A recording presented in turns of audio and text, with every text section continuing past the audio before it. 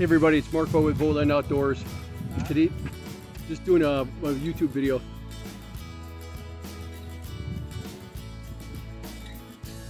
Everybody, it's Mark Vogt with VOGTLAND Outdoors, and today's lesson is going to be about what is string walking. You guys that have been searching for string walking out on YouTube, you found a lot of videos. They immediately show you how it is, how to do it, but they never actually define what it is. So let's talk. Let's just spend a couple of minutes talking about what string walking actually is. Imagine for a moment that this is a compound bow.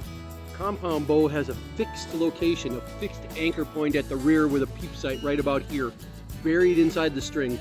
And over on this side, it's got 1, 2, 3, sometimes 4, sometimes 5 pins. So what's actually happening is the person shooting the compound bow is always anchoring at the exact same place at the rear, and they're adjusting the elevation of the arrow by simply sighting from here through different pins at the front. By sighting through the lowest pin, you get the highest angle on the arrow, you get the longest distance. By shooting for the next one down, the next one down, the next one down, you get progressively lower elevations on the arrow, progressively shorter distances. But is that the only way that you can adjust for different elevations, different distances? The answer is no. String walking is another approach, where what we're doing is fixing the front of the bow and we're adjusting the elevation of the arrow by walking our finger up the string. Each time we're measuring something called a gap, the distance between the nocking point of the arrow and the drawing point of your first finger. That's what really creates the angle, if you notice. It's that first finger that creates the vertex, which is where the pull comes from. By adjusting the elevation of the arrow in terms of that gap, we're fixing the front, we're changing the rear, and we're still achieving the same level, the same kind of elevation change of the arrow, but we're getting a different distance change. We're just doing it from the rear of the bow instead of from the front. That's string walking in a nutshell. Now what people do is try to measure what that gap is between the nocking point of the arrow and the drawing point of your finger.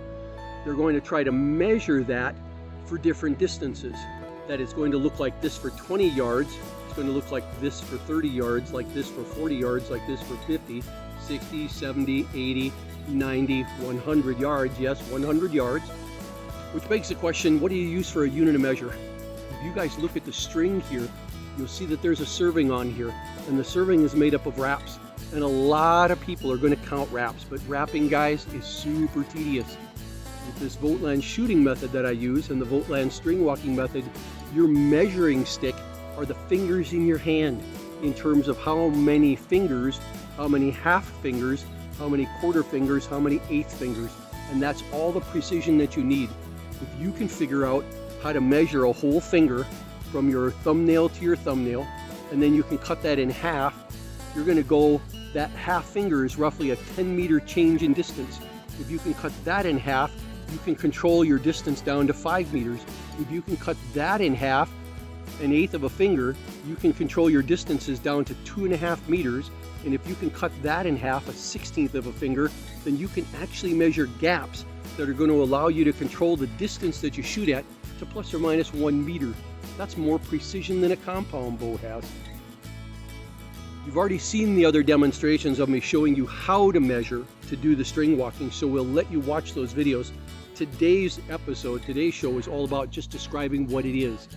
That it's string walking is changing the elevation of the arrow by pulling down or pushing up on the rear of the bow, on the rear of the arrow rather, by walking your drawing point of your finger either up for longer and longer distances or by pushing it down for shorter and shorter distances.